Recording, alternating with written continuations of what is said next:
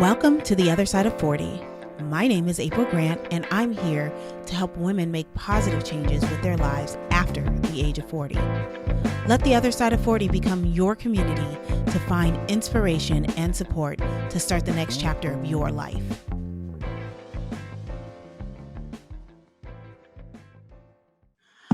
Hello, and welcome to another week. This is the other side of 40 with April Noel Grant. And I'm so excited to be here. This is a welcome break from distance learning while trying to work, while trying to get some alone time. And as I say that, someone is knocking on the door. So as a matter of fact, since we're just getting started, let me answer that because I don't know what that is. Normally they leave me alone. Normally there's a sign on the door. Okay, that was just my daughter dropping off mail about voting. So if you have not voted, go vote. The election technically ends on November 3rd. We are in voting season, so please go do that if you haven't done that. So now we will get started with our guest. And I met her with the book that I wrote, or we wrote. We each contributed an essay. I just want to hang out with you. So Veronica Arreola is did I pronounce that correctly? I normally ask. I say Arreola, but Arreola. either way. Let's say it correctly. Veronica Arreola is a professional feminist, writer, and soccer mom. Veronica's writing has been featured in USA Today, New York Times, as well as Bitch Media, where she serves on the board of directors. She has an essay in the book, I Just Want to Hang Out With You, a collection of short stories by moms. Veronica's pandemic project was to jump into the podcast pool with the Feminist Agenda, where she talks to other professional feminists about their work and how they stay organized. By day, she works on diversity and science issues at the University of Illinois at Chicago. Veronica is a community organizer on the far north side of Chicago, where she lives with her husband and their high school-age daughter. So, welcome. Oh, thanks for having me. Tell me, what made you want to come and speak to this audience? That's a great question. I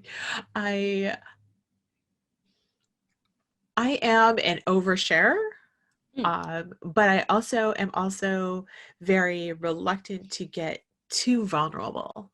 Okay. So I have this weird tension between both of those things. And I'm working on being a little more vulnerable in my life as I get older. I have a cadre of wonderful friends who are a little bit older than me, and I really admire how they go about life, or I've watched them go about life, giving little thought to what other people think about them in terms of how they go about life and what they think, but they're very willing to share their thoughts. So I'm trying to learn how to be more like that and sharing what's on my brain without worried about how other people are going to react. Yeah. Which might be surprising for some people because I am a pretty mouthy and opinionated person, but I do give a lot of thought about, like, how do I say this without upsetting people? And I don't want to be rude, but I also want to be more authentic in my life. You know, you say that and you hesitate, but at the same time, I totally relate to that. I spend so much time carefully crafting sentences and words, especially online, especially during the season of COVID on Facebook, to say pass the right message where it's not I think I've stopped caring particularly about hurting their feelings, but I don't want to be so brass or crass where they don't actually finish reading it. And they get so in their emotions, they don't actually understand what I'm trying to say. So I would say from my awakening moment, that was definitely something that I realized that I just don't want to do anymore. Like I mean, I like to speak in a way that people understand, but I also want to be more authentic and express myself in a way that um is more true to me instead of hiding, because normally I just hide. I just stay to myself and stay quiet. So, um go ahead. Yeah, and because I'm opinionated and I state my opinion, especially online, and I get a lot of people who don't interact a lot on Facebook, but they always appreciate my posts because Mm, I'm informative and I state my opinion and my case. And I think maybe what I'm trying to do is just try to level up on that. nice. I know where I am on that, but I know I could get even bolder. Awesome. So tell us a little bit about being a radical, well, not radical, I put in radical, a feminist. And what does that mean to you, and what should we also all be feminists with you? I think everyone should be a feminist. I think feminism is about creating a world where there is justice for everybody. No matter what your gender is, your race, ethnicity, socioeconomic background, feminism is where I pull all, it's kind of like my sandbox. I pull all the different issues in the world and I find they connect in this space that I call feminism. Um, Especially, right now during COVID, seeing all these different issues and seeing that there is a gender imbalance to how it's impacting. We talk about the different jobs that are disappearing and may never come back, and how prevalent it is in terms of like service work, how many women work in that space. At the beginning of the pandemic, we were praising teachers and healthcare workers, and who are primarily women, Right. particularly nurses and home caregivers. And so then watching not only the health impacts, but the economic impacts and the lengthy psychological impacts of COVID hitting a primarily women, non-male population is really important for us to talk about. And it doesn't ignore men's impact or the impact that COVID has had on men, but raises up the increased impact that is happening to some certain populations. Um, Well, yeah, that makes me think of the article that just came out about how so many women are feeling completely overwhelmed with this, working from home, because a lot of the labor is falling on her shoulders, even if the man is still working from home as well. So, and the disparity between the fact that they have more and more to do, they are trying to be the homeschooler plus the house cleaner plus the cook plus the all of that. Um, and it's making their work suffer. And all it does is push us as women back instead of pushing us forward.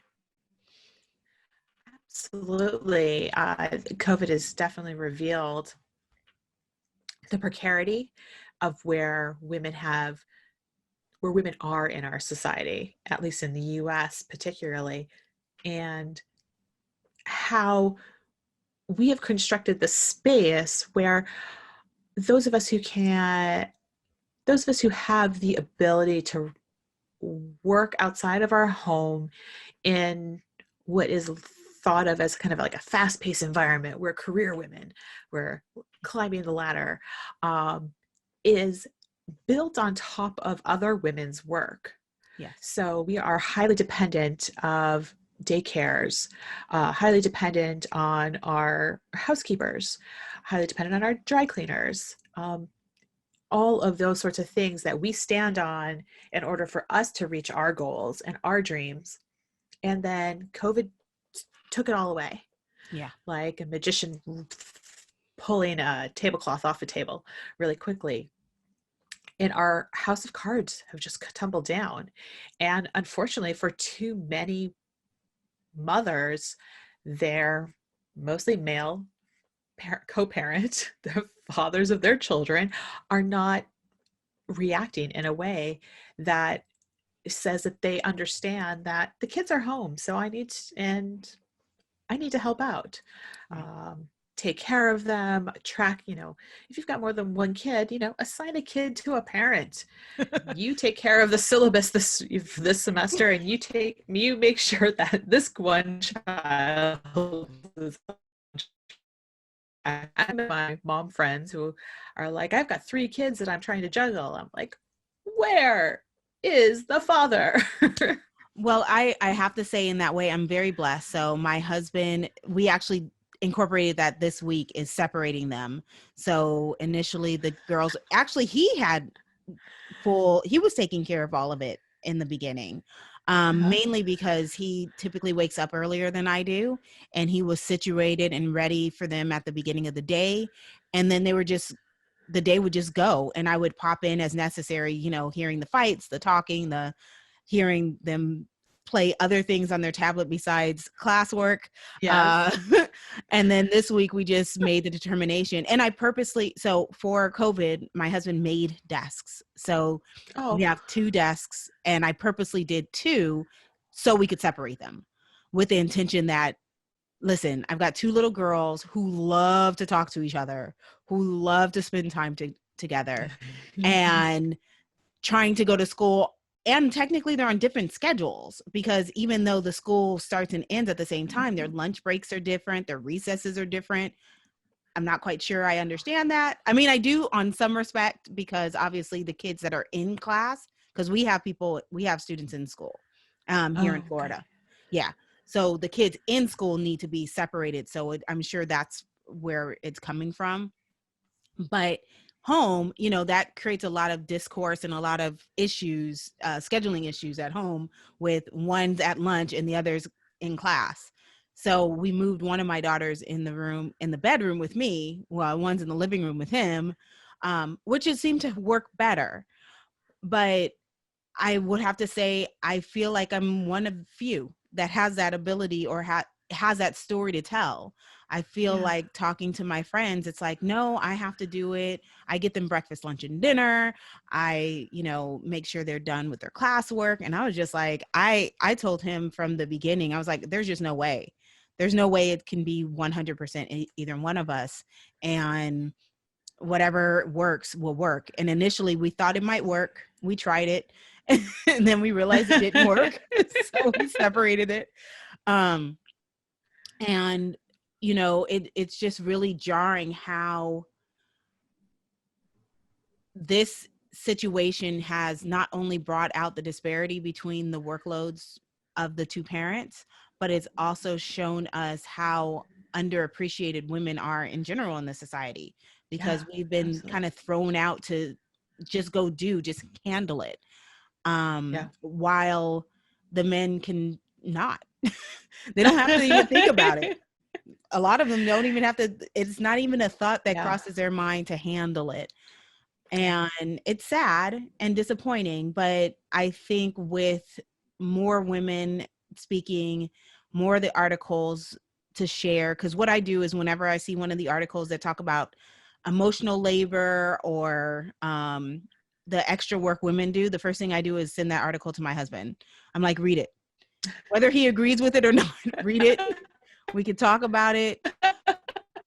See, and I think, obviously it's not the first Yeah, time he yeah. reads it, but by article 3 or 4 he starts to kind of understand, oh, this is what you're trying to say, this is what you need. And I had a conversation with him. So Uh-huh. he actually does most of the cooking, and I ask him, do you have any plans for dinner? And he started asking me that question, and I told him outright, I was like, I don't think about dinner unless I need to cook it, like at all. I don't think Uh-huh. about it. I can cook it, and I do cook it. But no, I don't think about it unless I'm cooking it. You tell me I'm cooking it, I'll find something to cook. But he's the one who eats based on his feeling. So Uh-huh. he finally realized, he's like, I guess I'll do most of the cooking since we're home. And I'm Uh-huh. like, I'll take that. Yeah. So, Because I oh, work in this space mhm. where I'm always thinking about and talking about these sorts of things. The other day, the local TV news had a segment about this new article that's out on how COVID is negatively impacting women in academia's careers. And he was like, "Hey, come here, quick, see this thing." And he played it and he looked at me like, so what's the answer? And what's causing this? And I was like, well, because clearly their husbands aren't doing anything. Mhm. That's why they have to do their work between 11 p.m. or 3 a.m., as the woman in the segment said. And he just looked at me and he was like, yes. He was just like, I get it. I get it. And he's great with our child. But uh, she's also 17. So Right. she's fairly on her own. She gets up, she does her schedule. She's very good at about keeping herself on task, feeding Yeah. herself. So it's almost like 3 adults in this house at this point. Well, yeah, So I can't imagine if she was 6. well, I have a 16-year-old too, and he gets left out a lot. And I'm like, because he kind of just takes care of himself. Like, if he doesn't need my help, like, teenagers are also, they're standoffish, so they kind of do their own Yeah. thing. So I just leave them to be, unless he asks. I go check on him in his room, make sure it didn't become too much of a mess. Um, so tell us a little bit more about Bitch Media. Oh, so yeah, Bitch Media is an independent feminist media organization that's been around since 1996. Next year will be our 25th anniversary. Nice. It started off as a zine back in the 90s, you know, photocopied, hand stapled, hand distributed, and has grown into this media empire, as I like to say, with a quarterly magazine and a really strong online presence. Nice. So we cover everything we can from a feminist perspective. We started off saying that Bitch was about a feminist response to pop culture, but we Mhm. talk about politics, we talk about health, everything under the sun. So what is your role? I mean, it says you're on the board of directors. So what is your role? Do you write for it? Do you um what is your role? I have written for Bitch in the past. It's been a while, but as the board member, my responsibility is governance, helping to work with the executive director and what direction the organization is going to go in, making sure that we are as healthy fiscally as possible, which is a huge challenge during COVID. And not when you're on a board of directors, especially for a nonprofit, which Pitch Media is, you aren't doing the day-to-day work, but you are making sure that the executive director is making the best decisions possible, but without telling them what decisions they have to make. So it's a very weird space if no one's ever been on a board of directors, where governance is just this weird thing where you can't tell the ED what to do with Right. the staff or with the organization, but you do make statements. You're like, I think, we haven't fundraised as well as we could this year. So, uh, how are you going to solve this? How are you going to make this decision? And then they will present us with options, and then we all hash it out. And sometimes it's great, and sometimes it's very painful. I'm part of an organization called Women's Foundation, and one of the uh, initiatives they have is actually Women on Board. And it's specifically about getting women on the board of directors of organizations, because again, even though we tend to be the receivers and the workers for nonprofits, we don't tend to be the board members. So we don't Yeah. tend to be the decision makers of what needs to be done and how it needs to be done. So I'm very excited. We actually kick off next Wednesday. I don't know when this will probably be next Tuesday. So it'll kick off tomorrow night. It's free if you want to come to the sessions. Uh, Check out my Facebook page. for it. And we're doing one session a month for the next, I believe, 6 months. And I'm really excited to bring this to the forefront where women can feel strong in running for board or finding the opportunities first and then getting themselves on the board. Absolutely. Super important to know. And that's such great work. I think the Chicago Foundation for Women seems like a similar organization, Mhm. and does some similar work in terms of training people to be Yeah, on boards, because it's important to be in those decision-making spaces. it is. I mean, who's the best to tell, who has the best opinion of what's best for us? Is us, right? It's not, Yes, yes, exactly. men aren't the people to tell us what's the best thing for us.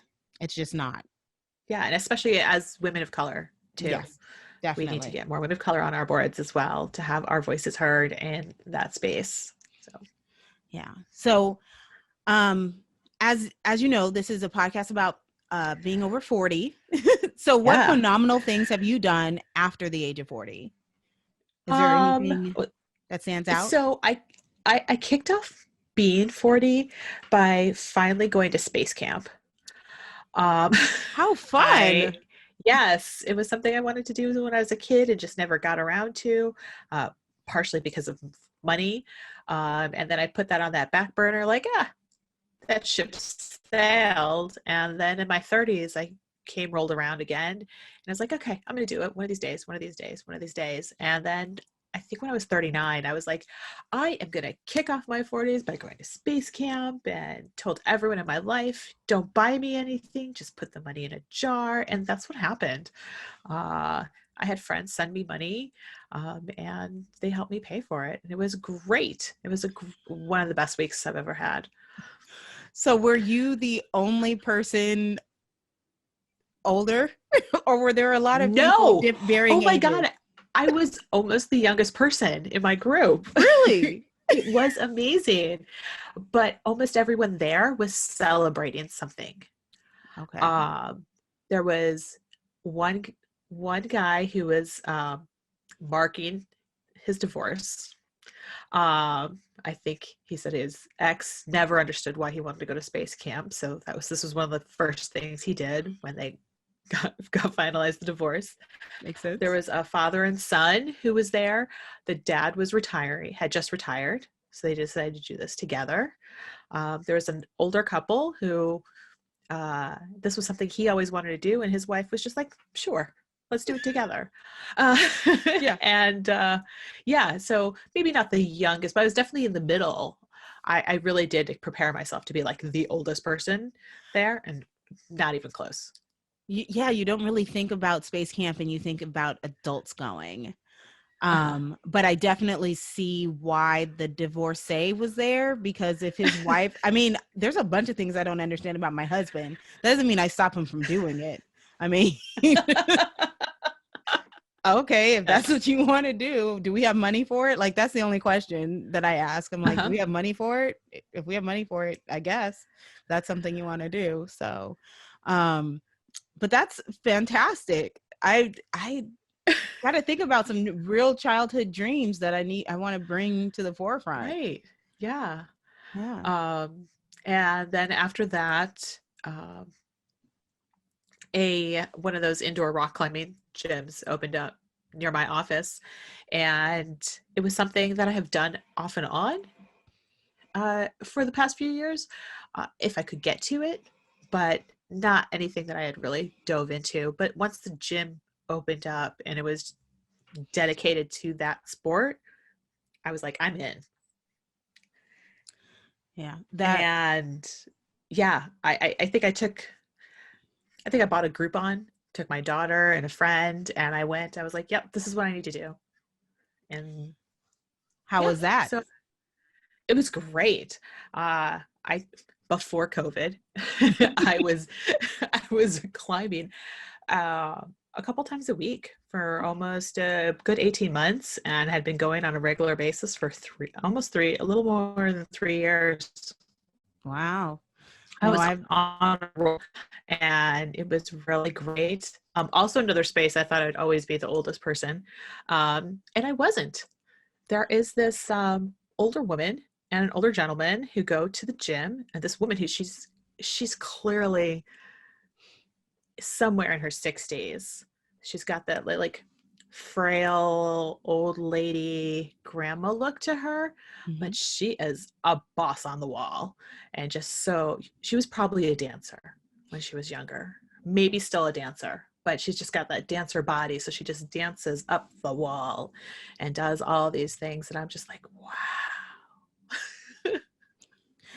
Yeah, I've done rock climbing one time. It was on a cruise. We went on a cruise ship, and I had always wanted to do it, but never really had, I don't want to say the time or the money. It was just opportunity, finding a Yeah. gym, going, Mm-hmm. and I didn't really want to go because I didn't know how well I was gonna do. So I didn't really want to invest in some kind of like a gym membership, a rock Yeah. climbing gym membership. So they had it on the boat, and I did it, and I got up halfway. I got to the first bell, and then I was like, Uh-huh. okay, I'm good. That's enough. I really need to work on my upper body strength. I have like none. I have great lower body strength. I have like no upper body strength. And even though it is a lot of lower body, you still have to like, hold yourself and Mm-hmm. um, balance yourself with your hands and make sure you're not off kilter and stuff like that. And I just need more work, more practice. Oh yeah, absolutely. Absolutely. And there's part of me who thinks since I haven't been in the gym the last few months because of COVID, my upper body should be stronger. I should have been doing like push-ups every day, but of course I'm not. But I'll get back to it. That's a lot of One of pressure. these days. It is a lot of pressure. And a So, lot of I put a lot of pressure on myself to maintain a certain level of certain lifestyle while we were all stuck inside. so what were there any other things that you accomplished after 40? um, let's see. Well, I did do a big, well, I did do a career shift. I was the director of a women in science and engineering program for about 12 years when um, I jumped at this opportunity. It was also time to leave that job after a few years doing a job. You do tend to get stale, and I could feel myself getting stale the last few years. Not doing a bad job, but just like I've Just done just this for calling it 12 in. years, You're calling doing it it. in. Yeah. You're doing enough to stay employed. um, so then now I am the director of Latinx in science program Mhm. on my same campus, Okay. doing very similar work. But it's new. It's a new space, new kind of people, a new angle, and a few new initiatives. So definitely the last few years have way been. My energy is way up in terms of work. So Nice. All right. that's been great. i- Um, is there anything else you'd like to share? um, what else? Like what Okay. else? What about Well, our I mean, I've got the. what about Okay, our go ahead. political climate right now? What do you think Oh. about what's going on when we talk about feminism and we have a potential Supreme Court justice up? Uh-huh. Uh, some of, I mean, it's just really disturbing. So someone asked the question about her doing laundry. Who does the laundry in her house? Oh. And oh, you didn't hear about that, right? No, I did Oh, not. I've actually been doing some self-care and not watching the hearings. oh, I don't watch them. I pick up on news articles and then see the response from social media. Uh, And one of the Republican senators asked, who does the laundry in her house? And my thought wasn't particularly on the question itself, but the comfort level of a senator who felt that it was an okay question to ask Yeah. someone sitting for the Supreme Court. Yeah. And that's how indoctrinated and how patriarchal we are, that that question would even come to his mind to ask. And that it's an acceptable question in his mind, that, you know, it has any bearing whatsoever on her ability to do her job. So it's Well, just, do you have that is, any oh my God. do you have any input, or I have a lot of thoughts about her. would you like to share any of those thoughts? um, you know, yeah, sure. Um, I think it's simply put is that the current nominee is asking to sit in the seat of a woman who opened so many doors for generations of women and girls to live their best lives. And Ruth Bader Ginsburg opened up doors for not just women and girls, but also people of color, LGBTQ people in her rulings and in her very stern, um, in her very firm and stern writings in terms of supporting civil rights and human rights in the United States. Um, and this woman who wants to sit in the seat of the late, great Ruth Bader Ginsburg um, clearly has an agenda to shut all those doors. Yes. Um, she has done nothing but gain from the work that Ruth Bader Ginsburg has done and her legacy, and probably would like nothing to do than to shut all those doors once she gets in that seat. So that pretty much sums up what I think about her in this process right now. And the fact that it's being rushed is just an abomination and shameful. And yeah. And then that question, laundry, oh my gosh. And what I have heard come out of the hearings in terms of her being asked so much about her children and how much she has reproduced or adopted is just like, that's not her job. It's not. And as much as a friend online pointed out, as much as I have disdain for the woman, it's also pointing out how much a woman like that should not be sitting the bench, because she wants to shut those doors. She's didn't even really defend her. She hasn't really defended herself against any of these questions. She hasn't even stood Right. up and said, I'm here for the Supreme Court justice seat. I am not here to talk about my kids. I'm not here to talk about my laundry or my husband. I'm here to talk about my rulings, and Uh-huh. please stay on task, stay focused. And that's really Right. disappointing, as someone who's going to have so much strength and power, that she has no strength or power standing up for herself. So Oh, excellent. Yes.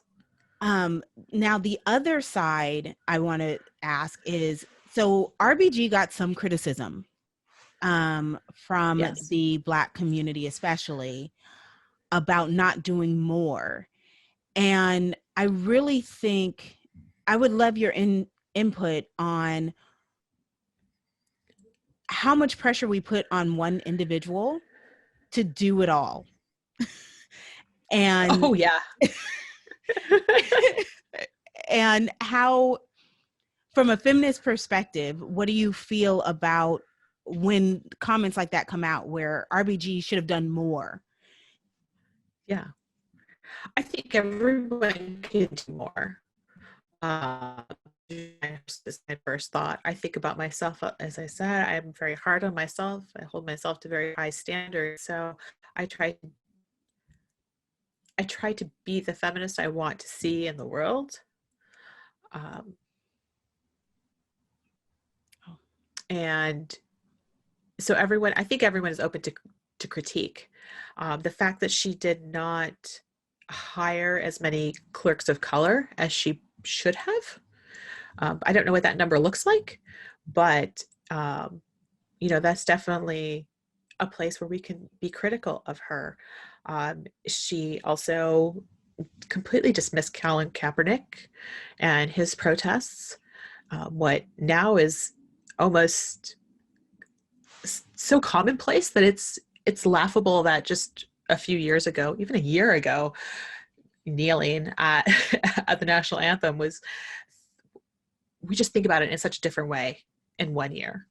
Yeah. Um, so there's a lot of different places. Even our best, strongest, most progressive feminist thinkers still have spaces to learn and do better. And we have to learn how to push people to do better without having to say that they don't matter. Yeah. Um, it's it's just like when uh, Beyonce came out as a big feminist, and did that dance and like the big feminist sign. Woo, she's a feminist, and then immediately people are like, well, she also um, from um, sweatshop labor in these clothing products. And like, as soon as somebody gets to a certain point, there's always a group of people who will start to like try to knock them down, find the holes in their story. And we have to find a way to appreciate and elevate people but also being critical of them. So nobody's perfect, even Yeah. Beyonce. um, and and it's okay. Yeah. And it's okay for them to be imperfect. Our heroes can be imperfect. um, we are imperfect, and but what we can do is to learn from that imperfection, and how can we be better people in the world. I like that. How can we be better people? And really and unfortunately it's trial and error, because Mm-hmm. had we not turned around 1 year later for RBG on the kneeling on Colin Kaepernick, that wouldn't have even been a huge criticism. It is a huge criticism now because of the climate we're in. But last year, if she had passed away earlier, it would have been a criticism, but it would have been minor in comparison. Absolutely. And to take grace with each other, because I am sure we all know somebody who a 1 year ago was on the wrong side of history in terms of racial justice in this country. And we can sit all day and figure out why it took certain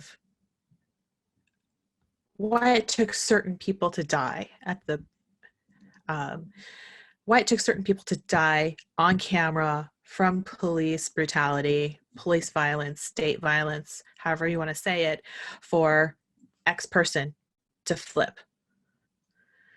Was it because we're all stuck inside and we have limited attention span? Uh, We do. what was that? There are people who study these things, and they're going to try and figure out what was the straw that broke the collective back. Um, Yeah. but you know, they flipped. They're on the right side of history now. Let's Yes. bring them in Yeah. and welcome them and say, here's your homework. Yep. Here's some readings, here's some movies, here's some TV shows to watch. Catch up, ask me questions, and let's go get them. Well, that's definitely the process that I took, where I tried to be informative. And you can quickly tell the person who is trying to learn and is still naive versus the person who's just trying to cut you down and tell you that you're stupid or whatever they want to say. Normally not as nice words as stupid.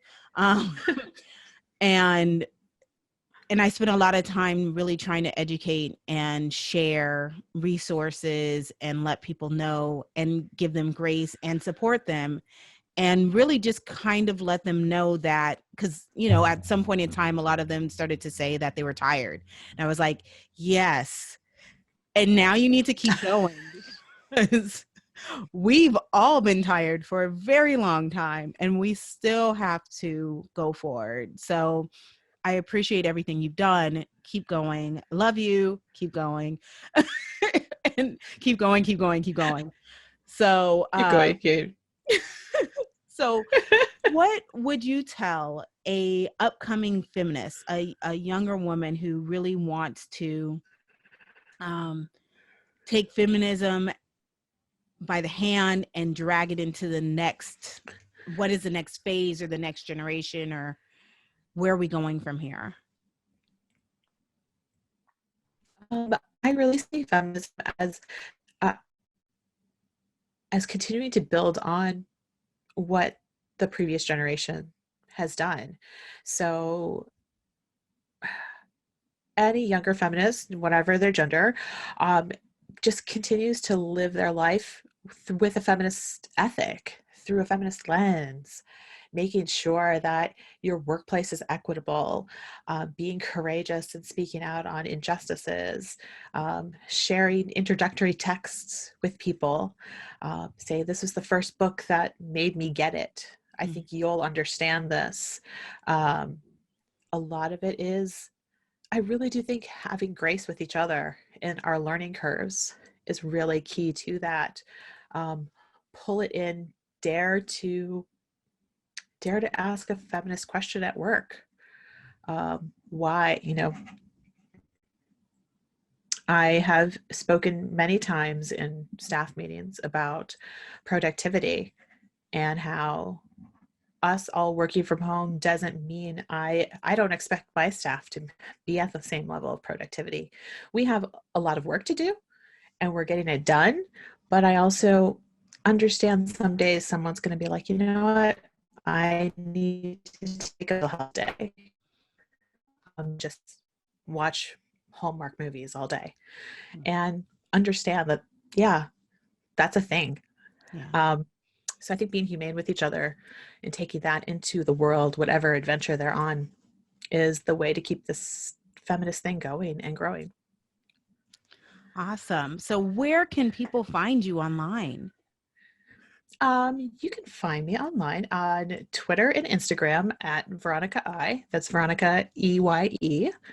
And on Facebook, my podcast is at Feminista Cast. So that's Feminist A Cast, as well as my blog is Viva la Feminista. So if you go to vivalafeminista.com, my blog is pretty dusty. But on Facebook, I try to keep it up. Oh, those Who has blogs. time Oh, to those sit blogs. down and write? I know. I really need to spiff up my website for I will be my going my through a my personal. podcast. I'll be going through a personal rebranding as well, right now, because it's dusty and yeah, it's old. So, but thank you so much for your time, and I really No appreciate problem. you coming out. Thank you. Thank you for having me. And yeah, this is lovely. All right. Thank you for listening to today's episode of The Other Side of 40. You can find us at our site, theothersideof40.com, and on Pinterest, Instagram, Twitter, and Facebook at Other Side 40.